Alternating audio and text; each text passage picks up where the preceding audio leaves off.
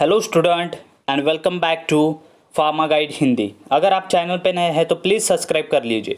तो dear student, आज हम फार्माकोलॉजी एंड टॉक्सिकोलॉजी के कुछ एमसीक्यूज देखने वाले हैं, जो कि है चैप्टर हमारा introduction to pharmacology and the scope of pharmacology. सबसे पहला चैप्टर है, उसमें से कुछ इंपॉर्टेंट एमसीक्यू आज हम देखने वाले हैं। तो सबसे पहला एमसीक्यू है हमारा, pharmacology is the study of. Pharmacology किसकी स्टडी है? ड्रग एंड कॉन्ट्रा इंडिकेशन, या फिर ड्रग एंड प्रोडक्ट्स, या फिर chemotherapy of the chemical components, या फिर ड्रग एंड इट्स एक्शन। तो फार्माकोलॉजी की बेसिक सी डेफिनेशन है, pharmacology is the study of drug and its action. Then second, pharmacokinetics is the, जो फार्माकोकाइनेटिक है, जो कि फार्माकोलॉजी की ही ब्रांच है, वो किसके रिलेटेड है? Absorption, distribution, metabolism, elimination of the drug, या फिर absorption, metabolism, excretion of the drug, then absorption, metabolism, distribution and excretion of the drug, and then absorption, metabolism, excretion and the breakdown of the drug। तो pharmacokinetic क्या है? Absorption, distribution, metabolism and elimination of the drug. मतलब सबसे पहला option इसका correct है। Then उसके बाद study of utilisation of an drug and its effect on a large population is called as. जो ड्रग की स्टडी है यूटिलाइजेशन पे और उसके इफेक्ट पे ऑन लार्ज पॉपुलेशन, उसे क्या कहा जाता है? फार्माकोथेरापेटिक, या फिर फार्माको ईपी डर्मियोलॉजी, या फिर फार्माकोकाइनेटिक, या फिर फार्माकोडायनेमिक। तो फार्माकोकाइनेटिक अभी हमने देखा, pharmacokinetic absorption, distribution, metabolism and elimination of an drug के रिलेटेड रहता है, और फार्माकोथेरेपी थेरेपी के related. So, the study of utilization of the drug and its effect on the large population is known as pharmacoepidemiology.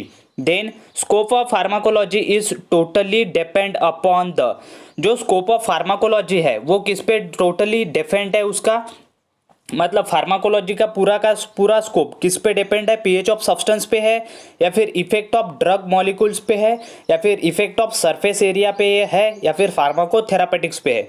तो यह MCQ आपके लिए specially arrange किया है कि आप इसका आंसर जो है मुझे कमेंट करके ज़रूर बताना। क्यों? बाकी के आंसर तो मैं बता दे रहा हूँ, लेकिन इसका मैं आंसर नहीं बताऊँगा। इसका आंसर आपको मुझे कमेंट में बताना है, और जिसका भी आंसर करेक्ट रहेगा उसको जो है वो प्रीमियम मेंबरशिप मिलेगी, जो कि एक्सेस कर सकेगा जो भी हम उसे पीडीएफ सेंड करेंगे। एमसीक्यू के ही पीडीएफ रहेंगे, इंपॉर्टेंट पीडीएफ रहेंगे, उसे मिलेंगे जो इसका करेक्ट आंसर बताएगा। Then agonist are those therapeutic substances which are responsible for, जो अगोनिस्ट रहते हैं वो कौन से थेरापेटिक सब्सटेंसेस रहते हैं और किसके लिए रिस्पॉन्सिबल रहते हैं? Bind and activate to the receptor and result in the mimic और the similar action to the substances, or bind activate to the receptor and show the action, then bind activate to the receptor and result in the similar action to the therapeutic substance, या फिर none of these। तो correct answer क्या है? Agonist are the therapeutic substances which are responsible for the binding activate to the receptor and result in the mimic और the similar action to the substances. इसका answer जो है पहला ही है, जो कि हमने बोल्ड करके रखा है, वो उसके आंसर रहेंगे। Then gene based therapy is sub coordinated with, gene based therapy किसके साथ सब कोऑर्डिनेटेड रहते हैं? ऐसे ऑप्शन दिए होंगे आपको, genetic material, recombinant DNA, heredity material और डीएनए। तो gene based therapy is sub ordinated with the recombinant DNA. Then the primary concern of pharma epidemiology is concern with dash studies. तो primary concern मतलब pharma epidemiology किसके साथ related रहती है? Experimental and non experimental studies, research tools, scientific and non scientific studies, या फिर major conclusion and minor conclusion studies. तो किसके रिलेटेड रहते हैं? Primary concern of pharma epidemiology, experimental and non experimental studies. Then pharmacogenetics the branch of pharmacology deals with, जो pharmacogenetics है वो किसके साथ डील्स करती है? Drug metabolism, tolerance of an drug, genetic variation and none of above. तो pharmacogenetic है, genetic मतलब जेनेटिक वेरिएशन से ही रिलेटेड करेगी। Then when abnormal drug response occur in an individual, the condition is called। अगर abnormal drug का response occur होता है किसी भी इंडिविजुअल में, उसे पायरेक्सिया करते हैं? नहीं। इडियोसिनक्रासी, हाँ, ऑप्शन आपको इस तरीके से मिलेगी, पायरेक्सिया, इडियोसिनक्रासी, एनाफाइलैक्सिस या फिर एलर्जिक रिएक्शन। तो आपको ध्यान रखना है कि when abnormal drug response occurs in individual the condition is known as idiosyncrasy. Then the first pass metabolism occurs in, first pass metabolism कहाँ पर होता है?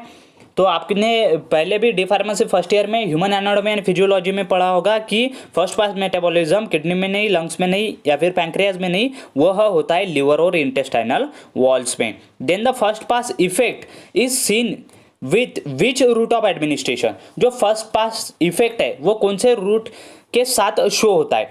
वो होता है इंट्रामस्कुलर, सबक्लिंगुअल, ओरल रूट या फिर इंट्रावेनस। तो वह होता है ओरल रूट से। कैसे कैसे अगर दवाई ली हमने तो वो दवाई मुंह में जाएगी, मुंह से एब्जॉर्ब होना शुरू हो जाएंगे, मतलब ओरल रूट से।